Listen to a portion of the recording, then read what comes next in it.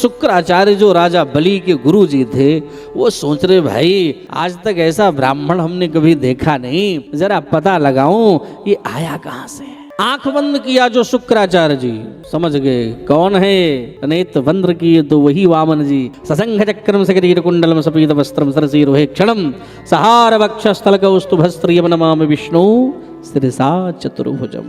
शंख चक्र गदा पद्म लेकर दिखाई पड़े, दर्शन दिए और मंद मंद मुस्कुराते हुए शुक्राचार्य जी बोले, देखो भैया क्या बेरोचन नंदन बलि? बोले हाँ गुरुदेव। बोले मालूम है कौन है? बोले कौन है? बोले वामन है। बोले ना ना ये वामन नहीं है। बोले फिर? बोले इन्हें साधारण मत समझ लेना। बोले फिर कौन है? ऐसा बेरोचने साक्षात भगवान विष्णुराव्यया कश्यपादितिर्जातो देवानां कार्य साधका। ए बेरोचन नंदन बलि, ये वामन नहीं है। बोले फिर? बोले ये भगवान नारायण हैं। अच्छा, और अदिति के गर्भ से जन्म लेकर के आए हैं, किस लिए? बोले देवानाम कार्य साधका, देवताओं के कार्य सिद्धि के लिए ही इनका आगमन हुआ है। इसलिए आप 3 चरण की चर्चा कर रहे हो, 2 ही चरण में तो संपूर्ण ब्रह्मांड नाप देंगे, आपके पास कुछ बचेगा ही नहीं। इसलिए हाथ जोड़ लो, हमने कुछ नहीं देने को कहा था, हमने कुछ नहीं कहा था देने के लिए। अब तो बड़े संशय में पड़ गए राजा बलि, अब क्या करें? इतनी देर तो मनोहार करके मनाए जैसे तैसे, कुछ ले लो ले लो ले लो। आप कह रहे हो भगवान है, 2 ही चरण में हमको भिखारी बना देंगे, अब हम क्या करें? कैसे हम कह दें? बोले गुरुदेव कह रहे देखो ऐसे दान की कोई प्रशंसा नहीं करता है जिसमें स्वयं बर्बाद हो जाए। लेकिन एक चीज ध्यान देना, ये आप अपने ऊपर आप लोग मत लेना जो अभी हमने कहा। बोले क्यों? बोले ये जान लेना कि ये बता कौन रहा है। बोले राक्षसों के गुरु कौन? शुक्राचार्य जी निवेदन कर रहे हैं, तो उनकी बताई हुई बात को सुनना तो, लेकिन ये सोच लेना कि ये निवेदन कौन कर रहा है और किससे कर रहा है। ऐसे दान की कोई महिमा नहीं है जिसमें स्वयं लुट जाओ। लखनऊ निवासियों, इसलिए मैं आपसे प्रार्थना करता हूँ, निवेदन करता हूँ। शुक्राचार्य जी कहते हैं राजा बलि, इसलिए आप मना कर दो, हमने कुछ नहीं देने के लिए कहा, सो बच जाओगे। जिस प्रकार से पिता चाहता है कि मेरा बेटा हमेशा मुस्कुराता रहे, धनवान रहे, ऐसे गुरु भी चाहता है कि मेरा चेला भी मस्त रहे, कि जीवन में भी कोई परेशानी ना आए। तो बार बार यही कह रहे हैं मना कर दो। बोले कैसे मना कर दूं? तो बोले झूठ बोल दो कि हमने कुछ नहीं देने के लिए कहा था। अब बताइए, गुरुजी ही सिखा रहे हैं चेला को झूठ बोल दो। पहले गुरुजी लोग जो कहते थे सत्य बोलो, निवेदन करते थे, चेलाओं से नहीं करते थे। भाई गुरुजी जैसा कहते थे चेला तदनुसार करते थे। गुरु और शिष्य का वो प्रेम रहता था। मेरी माँ मेरे भाई कि हमें एक भक्तमाल की कथा याद आ रही है। भक्तमाल की कथा में एक संत थे, तो एक संत जी थे, भक्तमाल में कथा आती है, तो एक चेला उनकी सेवा में लगा हुआ है। ध्यान से सुनना मेरी माँ, बड़ी सुंदर बात है मेरे भाई। सेवा करते करते करते करते और गुरुजी बैठे पूजा कर रहे थे, तो पूजा करते करते करते करते अच्छा उसी दिन क्या हुआ कि एक चेला बहुत बड़ा व्यापारी था, तो वो समुद्र के रास्ते से कुछ व्यापार करने के लिए किसी अदर राज्य में जा रहे थे। ध्यान देना, अब समुद्र की वो जबरदस्त लहरें आई कि नौका में बैठे हुए चेला जो थे गुरुजी के, उनकी नौका ही महाराज डगमगाने लगी और फिर मृत्यु के भय से भयाक्रांत हो गए चेला। अब क्या होगा? और जब चेला मृत्यु का डर सताया तो उस समुद्र की लहर में फंसे चेला ने केवल गुरुदेव को आवाज लगाया, हे गुरुदेव मेरी रक्षा करो, मेरी रक्षा करो, मेरी रक्षा करो। और जो गुरुदेव से रक्षा की गुहार लगाए, तो गुरुदेव बैठे बैठे बैठे बैठे पूजा कर रहे थे। क्या कर रहे थे? जोर से बोलो। पूजा कर रहे थे। और पूजा करते करते सब कुछ जान गए गुरुदेव कि हमारा चेला समुद्र में फंस गया है। लेकिन विशेषता देखो कि जो चेला समुद्र में फंसा है उसका टेंशन गुरुजी पूजा करते समय ले चुके हैं। हाँ, ले लिए नहीं। लेकिन जो गुरुदेव की सेवा में चेला लगा है गुरुदेव के मन की सारी बात चेला जान गया कि हमारे गुरुजी परेशान हैं। क्यों? बोले हमारा एक गुरु भाई समुद्र में फंसा हुआ है। ये जान गए, चेला जान गया। अब उसने मन ही मन भगवान से प्रार्थना किया कि हे प्रभु, अगर हमारी गुरु भक्ति में थोड़ी सी भी शक्ति है, हमने सत्य मन से दृढ़ संकल्प से किया हो, कोई भी कपट ना हो, कोई भी छल ना हो, अगर हमारी गुरु भक्ति मजबूत है तो मेरा गुरु भाई जो समुद्र में फंसा है वो लहरें शांत हो जाएं और उसके जीवन की रक्षा करो। गुरु भक्ति मजबूत थी, लहरें शांत हुई, गुरु भाई जो समुद्र में फंसा था वो भी शांत हो गया। और तब तक चेला पंखा कर रहा था गुरुजी को, और पंखा करते करते बोल पड़ा, गुरुदेव आप सेवा कीजिए, चिंता की बात नहीं है, लहरें शांत हो गई। सो गुरुदेव चौंक गए कि ये सब सारी बातें तो हमारे मन के अंदर चल रही थी, हमारा चेला फंसा था, ये हमारे इस चेला को बगल में बैठे बैठे कैसे ज्ञात हो गया भाई। सोई बोल पड़े गुरुदेव की तुम्हारी जय हो, जय हो, जय हो। तो पहले के जीवन में जब हमारे जीवन में कोई परेशानी आए तो हम गुरुदेव को पुकारते थे, गुरुदेव हमारी सुरक्षा करो, रक्षा करो, हमें बचाओ। और जो गुरुजी कहते थे निवेदन चेलाओं से करते थे, चेला भी गुरुदेव की ही बात सर्वोपरि होती थी।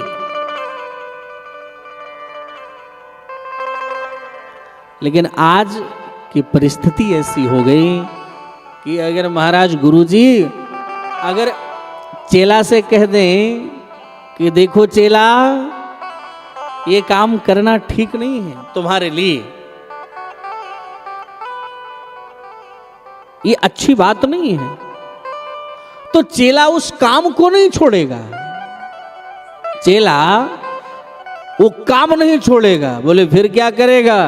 बोले गुरुजी को ही छोड़ देगा। गुरुजी ने कह दिया चेला ये शराब पीना बुरी बात है, तो चेला शराब नहीं छोड़ेगा। बोले फिर? बोले गुरुजी को छोड़ दे।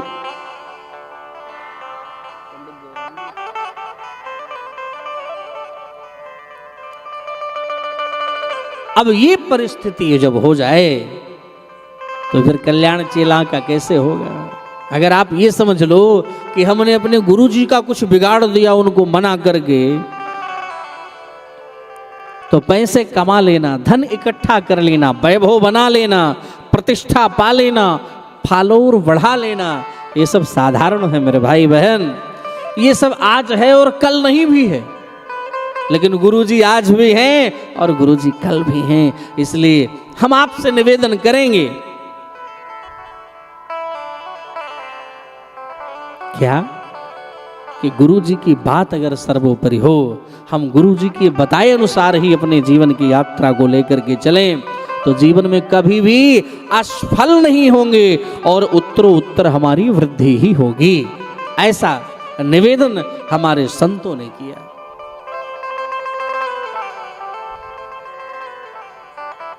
इसलिए हमें वही कार्य करना चाहिए। लेकिन यहां पर तो शुक्राचार्य जी निवेदन कर रहे झूठ बोल दो। बोले महाराज तो झूठ बोलना पाप नहीं है। बोले महापाप है झूठ बोलना। फिर झूठ कैसे बोले? क्योंकि आप ही ने बताया है कि सत्यम परम धीमहि असत्यादि परा धर्मो, धर्म सत्य से बढ़कर के कोई धर्म नहीं, असत्य से बढ़कर के कोई अधर्म नहीं, धर्म न दूसर सत्य समाना, यागम निगम पुराण बखाना। यानी रामायण भी यही निवेदन कर रहा है, भागवत भी यही निवेदन कर रहा है, सत्य बोलो, सत्य तौलो। और गुरुजी आप कह रहे हो झूठ बोल दो, झूठ बोल दो, अच्छी बात नहीं। गुरुजी वाह, बोले चेला तो हमें ही ज्ञान दे रहा है। गुरुजी ने कहा देखो कुछ स्थान ऐसे होते हैं जहां पर झूठ बोलने से पाप, झूठ बोलने से पाप नहीं लगता। ऐसा कौन सा स्थान है? सोई शुक्राचार्य जी बोल पड़े, स्त्री सुनर्म विवाह चा वृत्यर्थे प्राण संकटे गोब्राह्मणार्थे हिंसायां नानृतम स्याजुगोप्सितम। ये कुछ स्थान ऐसे हैं जहां पर झूठ बोलने से पाप नहीं लगता है। कौन कौन? बोले स्त्रीषु, अपनी अपनी धर्म पत्नी से खूब झूठ बोलो, पाप नहीं लगेगा। इसे प्रमाण पत्र मत मान लेना, ये तो हमने हास परिहास किया है। किसी लड़की का विवाह करवाना हो तो थोड़े से झूठ से अगर किसी का घर बस रहा हो तो वहां भी पाप नहीं लगता है। किसी के प्राण संकट में हो और हम झूठ बोलकर बचा लें तो भी पाप नहीं लगता है।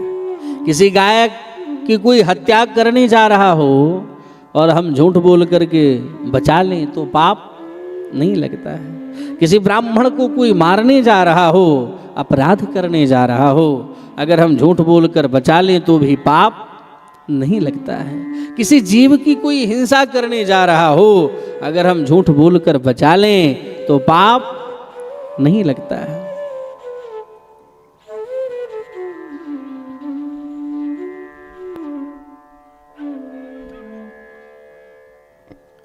तो ये सारी बातें श्री शुक्राचार्य जी निवेदन करते हैं।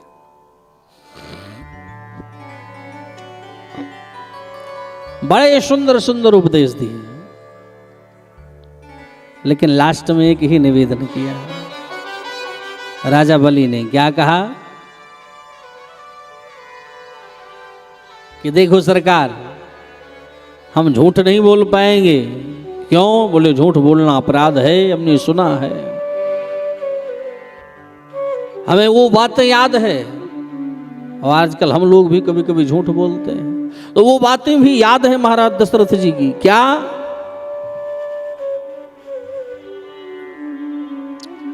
रघुकुल रीति सदा चली आई,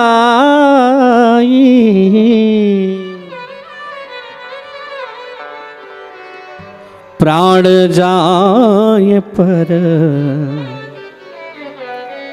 बचन न जाई। ये चौपाई याद है? नहीं याद है? याद है तो गाओ हमारे साथ। रघुकुल रीति सदा चली आई, रघुकुल रीति सदा चली आई, रघुकुल रीति सदा चली आई, रघुकुल रीति सदा चली आई, प्राण जाए पर बचन न जाए, प्राण जाए पर बचन न जाए, प्राण जाए पर बचन न जाए, प्राण जाए पर बचन न जाए, प्राण जाए पर बचन न जाए, रघुकुल रीति सदा चली आई, रघुकुल रीति सदा चले आए, सदा चले आए, सदा चले आए। महाराज हम झूठ नहीं बोल पाएंगे।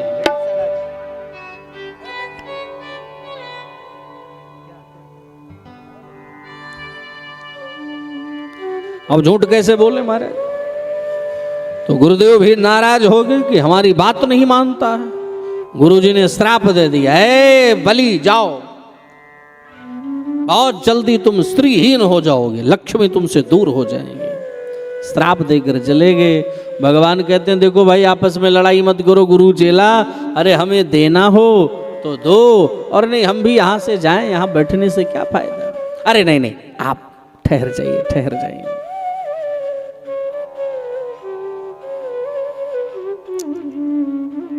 ऐसा न करें महाराज। तो रुक गए, बोले अब गुरुजी चले गए, संकल्प हो। और संकल्प होने लगा तो भागवत में तो ऐसा वर्णन नहीं है, लेकिन अन्य पुराणों में निवेदन किया गया। क्या कहा गया कि जब संकल्प होने लगा तो पानी, जब जल लेने की बारी आई तो जहां से जल गिरना था वहीं आकर के शुक्राचार्य जी सूक्ष्म रूप धारण करके बैठ गए। ये जल गिरेगा नहीं तो संकल्प होगा नहीं, और संकल्प होगा नहीं तो चेला लुटेगा कैसे? हाँ,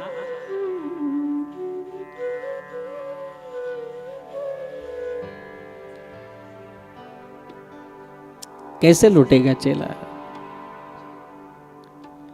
भगवान समझ गए भावनाओं को, अपनी कुशासनी से एक कुशा निकाले, बोले ये पात्र हमें लाओ, पुराना है, हम ठीक करते हैं। भगवान ने एक आंख बंद किया और ऐसा निशाना लगाया जहां शुक्राचार्य जी बैठे थे कि शुक्राचार्य जी की एक आंख गोविंदाय नमो नमः, एक आंख ही समाप्त कर दिया भगवान ने। किसी ने कहा कि शुक्राचार्य जी की एक ही आंख को क्यों फोड़ा भाई, दोनों फोड़ना चाहिए। बोले भगवान कहते नहीं नहीं, इनके एक आंख में मोतियाबिंद की शिकायत थी, सोई हमने दूर किया है, ऑपरेशन किया है। देखिए हर व्यक्ति के पास दो आंखें हैं, हमारे आपके पास भी दो आंखें। एक आंख का नाम है ज्ञान और दूसरे का नाम वैराग्य। ज्ञान विराग नयन उर्गारी,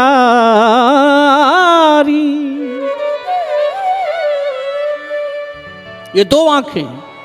तो भगवान कह रहे हैं ज्ञान वाली आंखें तो बड़ी तीखी हैं बाबा की, लेकिन वैराग्य की आंखों में एक मोतियाबिंद था, सोई हमने ऑपरेशन किया।